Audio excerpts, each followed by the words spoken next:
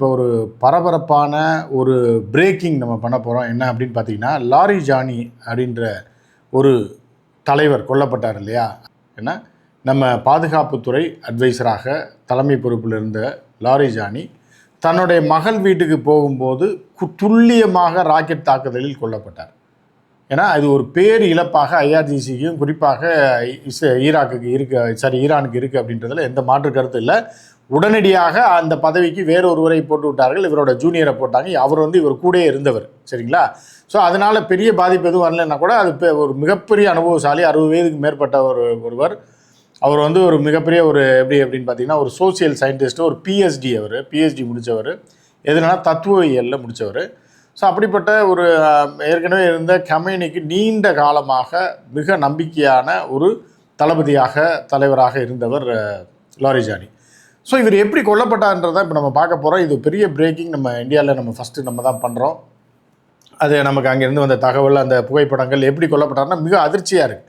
James bond படத்தில் வர மாதிரி பிளான் பண்ணியிருக்காங்க. எப்படின்னா ஈரானில் உள்ள முக்கியமான தலைகளை பூரா போட்டு தள்ளுறதுக்கு ஒரு மாஸ்டர் பிளானை பண்ணியிருக்காங்க. ஏற்கனவே உளவாளிகளை வைத்து மூமெண்ட்ஸை வாட்ச் பண்ணி அவர்களை போட்டு தள்ளினது நமக்கெல்லாம் தெரியும். அதே மாதிரி இவர் கமேனி குடும்பத்தோட தாக்குதல் எங்கே மறைஞ்சிருக்கிறாருன்னு தெரிந்து தாக்குதல் நடத்தி கொன்றதெல்லாம் நமக்கு தெரியும். ஆனால் இதில் ஒரு முக்கியமான இது என்ன பிளான் பண்ணியிருக்காங்க அப்படின்னா, தொழுகைக்கு இஸ்லாமியர்கள் ஒரு பாசியை பயன்படுத்துவாங்க. கிறிஸ்தவர்களும் பயன்படுத்துவாங்க, இந்துக்களும் பயன்படுத்துவாங்க. அது ருத்ராட்சத்தை ஊட்டிகிட்டே இருப்பாங்க. நமச்சிவாய் நமச்சிவாய் நமச்சிவாயன்னு சொல்லிட்டு இருப்பாங்க. அதே மாதிரி இஸ்லாமியர்கள் அவர்களுடைய இந்த பாசியை ஜபித்து கொண்டே, இறைவனை ஜபித்து கொண்டே, முகமது நபிகளை இது பண்ணிக்கிட்டு அவங்க அந்த பாசியை உருட்டுறதை நீங்கள் பார்த்துருப்பீங்க. ஏன்னா ஓதுறாங்க அப்படின்னு சொல்லுவாங்க நம்ம கலோக்கியல் லாங்குவேஜில். அதே மாதிரி கிறிஸ்தவர்கள்லாம் அந்த சிலுவையை ஒரு பாசியை வச்சுட்டு எண்ணிகிட்டே இருப்பாங்க, எத்தனை முறை நம்ம அந்த நாமத்தை சொல்கிறோம் அப்படின்னு. ஸோ இதை என்ன பண்ணியிருக்காங்கன்னா, இதில் டிஜிட்டல் பாசி நீங்கள் அதில் எத்தனை தடவை உருட்டினோன்னா நீங்கள் ஆழ்ந்த ஒரு நிலையில் இறைவனை தரிசிக்கும் போது என்னன்னா அந்த நம்பரை விட்டுருவீங்க. ஸோ அப்படி இருக்கிறதுனால இப்போ புதிதாக கண்டுபிடிக்கப்பட்டது ஒரு டிஜிட்டல் பாசி. அதில் எப்படின்னா நீங்கள் ரோல் பண்ண அதில் என்ன ஆகும் அப்படின்னா அதில் ரீட் ஆயிரும். கடைசியில் எத்தனை முறை நீங்கள் அந்த நாமத்தை சொல்லியிருக்கீங்க அப்படின்றது உங்களுக்கு தெரியும். ஸோ அந்த வகையில் என்ன பண்ணுறாங்கன்னா, அந்த இதில் இப்போ பள்ளிவாசலில் இருப்பாங்க இல்லையா, பள்ளிவாசலில் அந்த ஹாஜிக்கள் அந்த மாதிரி முக்கிய பதவியில் இருப்பாங்க இல்லையா, அந்த பள்ளிவாசலுக்கு முன்னாடி தொழுகை நடத்துபவர்கள்லாம் இருப்பாங்களே, குருமார்கள். இவர்கிட்ட அதாவது இந்த அதிமுக்கிய விஐபிகள்லாம் எந்த பள்ளிக்கு செல்கிறார்களோ அந்த பள்ளிவாசலில் இவர்களுடைய ஆளையை அனுப்பி என்ன பண்ணாங்கன்னா, டிஜிட்டலாக இந்த இது ஜபம் பண்ணும்போது உருட்டுவோம் பார்த்தீங்களா, அதை ஒரு 10-15 கொடுத்து யார் அந்த பள்ளிவாசல் தலைவர்கிட்ட, ஐயா இது ரொம்ப லேட்டஸ்ட்டு, நம்ம ஆட்களுக்கு ரொம்ப முக்கியமான ஆட்களுக்கு, அமைச்சர்கள், இராணுவ அதிகாரிகள், இந்த மாதிரி ஆட்களுக்கு நீங்கள் கொடுங்க, ஏன்னா அவர்களுக்கு தான் இது இதாக இருக்கும், பயனுள்ளதாக இருக்குன்னொன்னே அந்த மத குருமார்கள் என்ன பண்ணுறாங்க அப்படின்னா, இதெல்லாம் பார்க்கவே கூடாது. அதாவது ஏழை பணக்காரன், தாழ்ந்தவன் உயர்ந்தவன் எல்லாமே ஒன்று தான்.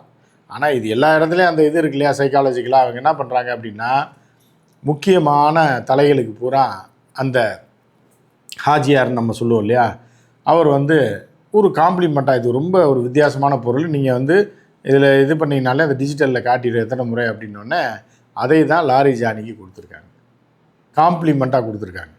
காம்ப்ளிமெண்ட்டாக இதே மாதிரி பல பேர் என்ன ஆகிறாங்கன்னா தொடர்ச்சியாக ஷார்ப்பாக அட்டாக் பண்ணுறாங்க. இங்கே தான் இருக்கார், தொழுகை பண்ணிகிட்டு இருந்தார். இப்போ நீங்கள் பார்த்தீங்க அப்படின்னா கமேனியோடைய மகன் முஸ்தபா கமேனி சொல்லியிருந்தார், காலை தொழுகை நேரத்தில் அவர் தொழுகை செய்து கொண்டிருந்த போது இந்த தாக்குதல் நடந்து தான் அவர் கொல்லப்பட்டார் அந்த சமயத்தில் அப்படின்னு சொல்லி யார் சொல்லியிருக்காங்கன்னா முஸ்தபா சொல்லியிருக்கார். அவங்க அப்பா கமேனி இறந்தது தொழுகை நடத்தி கொண்டிருந்த போது. அப்போ தொழுகை நடத்தும் போதும் அவர்கள் பிரார்த்தனை நடத்தும் போதும் அந்த நேரம் கரெக்டாக உலகம் பூரா ஒரே மாதிரி தானே இருக்கும். ஒரு பள்ளிவாசல்னா ஒரே மாதிரி இருக்கும், வீட்டில் தொழுகிறவங்களும் ஒரே நேரத்தில் தானே தொழுவாங்க அந்த தொழுகை டைமில். ஸோ அப்போ என்ன பண்ணுறது அப்படின்னா, கரெக்டாக துல்லியமாக அந்த அந்த பாசிக்குள்ளே ஜிபிஎஸ் வச்சுக்கப்போ அந்த ஃபோட்டோ போடுற பாருங்கள், இதுதான் லேட்டஸ்ட் டெக்னாலஜி, புரியுதா? அதில் ஒரு சிறிய ஒரு மிளகு அளவுக்கு ஒரு கேமரா, ஒரு ஜிபிஎஸ் கருவியை உள்ளே வச்சு அதை பேக் பண்ணி கொடுத்துருக்காங்க. அது வெளியே தெரியவே தெரியாது. அப்போ இந்த ஜிபிஎஸ் கருவியை பொருத்திய பாசி யார் கையில் இருக்குது அப்படின்றது அவங்களுக்கு தெரிஞ்சு போயிடும். முக்கிய புள்ளியாக தான் இருக்கணும்.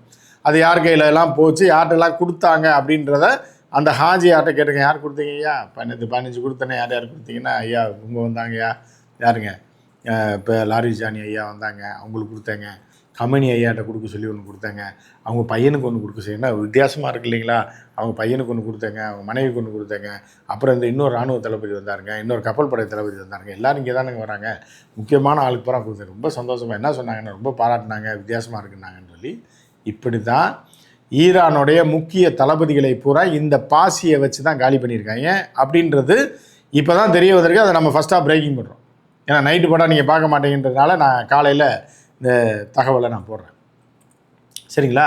ஸோ இப்போ லாரிஜானி எப்படி கொல்லப்பட்டார் அப்படின்றத தீவிரமாக ஆய்வு பண்ணி எப்படி தொடர்ந்து தளபதிகளாக கரெக்டாக பாயிண்ட் அவுட் பண்ணி எங்கே உட்காந்துருக்காங்க, எங்கே இருக்காங்கன்றத பாயிண்ட் அவுட் பண்ணி தூக்குறாங்கன்னு சொல்லி மண்டை காஞ்சி போய் ஐஆர்ஜிசியில் உள்ள சயின்டிஸ்ட் அவங்க அந்த ஏஜென்ட்ஸ் மீன்ஸ் வந்து சீக்ரெட்ஸ் ஏஜென்ட்ஸு ஏன்னா அதுக்கப்புறம் புலனாய்வு அதிகாரிகள் எல்லாமே மண்டை காஞ்சி போய் தேடினதில் தான் இந்த விஷயம் மாட்டியிருக்கு. அப்போ அதில் என்னென்ன பொருள்லாம் இருந்தது, எங்கேருந்து வந்தது, யார் கொடுத்தா அப்படின்னு பார்த்தா அந்த குறிப்பிட்ட பள்ளிவாசலுக்கு, மிகப்பெரிய பள்ளிவாசலுக்கு யார் யாரெல்லாம் விஐபி வராங்களோ அவர்களுக்கெல்லாம் கொடுக்க சொல்லி கொடுத்த நபர் யார் அப்படின்னு பார்த்தீங்கன்னா யாருக்குமே தெரியல. அந்த நபரை தான் இப்போ தேடிக்கொண்டிருக்காங்க. இந்த ஹாஜின்னு இருக்கார் இல்லையா, ஹாஜியார் இருக்கார் இல்லையா, ஹாஜியாரை ஏதோ சொல்லுவாங்க அந்த பள்ளிவாசலில் தலைமை பொறுப்பில் இருக்கவர். அவர் வந்து ஐயா இந்த மாதிரி என்கிட்ட கொடுத்தாங்க, நான் முக்கியமான ஆட்கள் கொடுக்க சொன்னாங்க, கொடுத்தேன்னா அவரை கூப்பிட்டு போய் விசாரிச்சுட்ருக்காங்க தீவிரமாக. அவருக்கு இதுக்கு தொடர்பு இருக்கா, இல்லை வந்து தெரியாமல் தான் கொடுத்துட்டாரா அப்படின்னு தீவிர புலன் விசாரணை தற்போது தொடங்கப்பட்டிருக்கு. நமக்கு இந்த புகைப்படமும் இந்த சர்க்கியூட் படமும் இந்த தகவலும் வந்த உடனே நம்ம வந்து இதை பிரேக் பண்ணணுன்றதுக்காக நைட்டு பண்ணியிருக்கோம். ஏன்னா இந்த டைமுக்கு நம்ம நியூஸ் போட்டதே கிடையாது. இருந்த போதிலும் இது ரொம்ப முக்கியமான விஷயம், பிரேக் பண்ணுறோம் அப்படின்றதுனால. இந்தியாவிலே யாரும் பிரேக் பண்ணலை, எந்த சேனலும் தமிழில் பண்ணியிருக்க மாட்டாங்க. ஸோ நம்ம முதல் முறையாக பிரேக் பண்ணுறோம். ஸோ இதில் வந்து என்ன அப்படின்னா ஒரு மிகப்பெரிய சதி, நீண்ட கால திட்டம், எப்படிலாம் தலைமை பதவியில் இருக்கவங்களை காலி பண்ணுறதுன்னு சொல்லி எப்படி பிளான் பண்ணியிருக்காங்க பாருங்கள். எப்படி பிளான் பண்ணி அந்த ஜிபிஎஸை வைத்து அந்த ஜபமாலையை தயாரித்து அந்த ஜபமாலை ஹைடெக்கான ஜபமாலையை வந்து இந்த பள்ளிவாசலில் கொடுத்து முக்கிய புள்ளிகளுக்கு கொடுக்க வைத்து ஆட்டையை முடிச்சிருக்காங்க.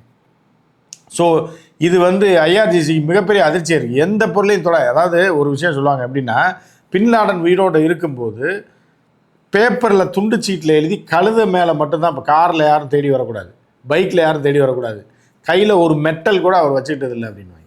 யார்? பின்லாடன்.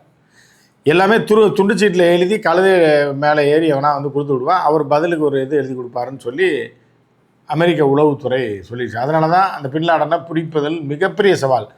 பின்லாடன் ஒரு மெட்டல் கூட கையில் வைக்க மாட்டாங்க. ஏன்னா மெட்டல் இருந்தால் கூட காண்டாக்ட் பண்ணிட முடியும், சேட்டலைட்லேருந்து எது வேணாலும் பண்ண முடியும்.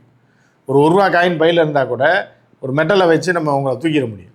ஸோ அதனால் அந்த ஆள் வந்து மெட்டல் கூட பயன்படுத்த மாட்டார் அப்படின்றது தான் அமெரிக்க உளவுத்துறை அவரை பிடித்ததற்கு பிறகு, அவரை கொன்றதற்கு பிறகு அவரை பற்றிய குறிப்புகளில், அது சிஏ அதிகாரிகள் எழுதிய குறிப்புகள்லையும் புத்தகங்கள்லையும் அது குறிப்பிடப்பட்டுருச்சு. அதனால் எந்த மெட்டலோ எந்த சர்க்கியூட் தொடர்பானது எதுவோ, கேமரா வேண்டாம், வாட்ச் இருந்தாலே ஒருத்தரை தூக்கிட முடியும் அப்படின்ற இது இருக்கிறதுனால எந்த விதமான நவீன பொருட்களும் எதையுமே வைத்திருக்கிறது இல்லை அப்படின்னு. இந்த இப்போ வச்சுட்டாங்க, முக்கியமான தலைகள்லாம் போயிடுச்சு. டக்குன்னு இவ்வளோ ரகசியமாக அவர் மக வீட்டுக்கு போயிருக்கார்.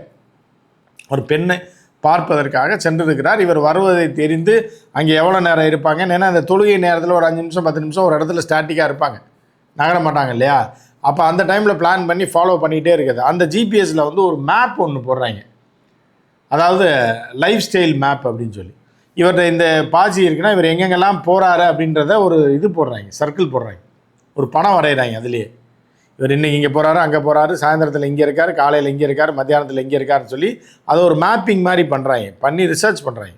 ஸோ அப்போ டெய்லி இந்தந்த இடத்துக்கு போகிறாரு, இங்கே போகிறாரு, இங்கே போயிட்டு இங்கே வராரு, அப்போ இந்தந்த இடத்துல யார் யார் இருக்காங்க, அப்போ இதே மாதிரி பாசி உள்ளவர்கள் அங்கே இருக்காங்களா, வேறு ஏதாவது, அது யார் அந்த முக்கிய ஆட்கள், இப்படின்ற மாதிரிலாம் பெரிய மேப்பிங் பண்ணி பெரிய ரிசர்ச் பண்ணி கண்டுபிடிச்சி தான் லாரிஜானியை மட்டும் இல்லாமல் மற்றொரு தளபதி நேற்று அவரோடைய சேர்ந்து மரணித்தார்.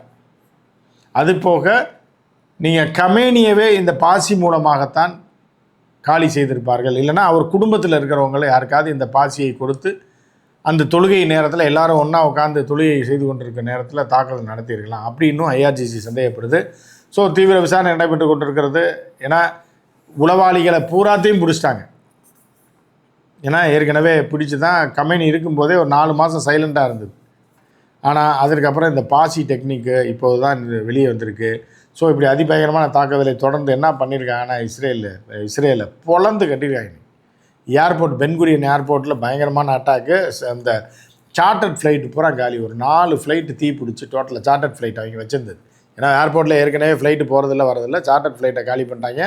சவுதி அரேபியாவில் இப்போ சற்று முன்னர் இரவு நேரத்தில் மிகப்பெரிய ஒரு வெடிப்பு சத்தம், குண்டு சத்தம் கேட்டிருக்கு அப்படின்றாங்க. அது குறித்து நான் அடுத்து என்ன சேதாரம் ஏற்பட்டிருக்கிறதுன்றது குறித்து நான் நாளைக்கு சொல்கிறேன். மற்றும் ஒரு நிகழ்ச்சியில் சந்திப்போம். நன்றி, வணக்கம்.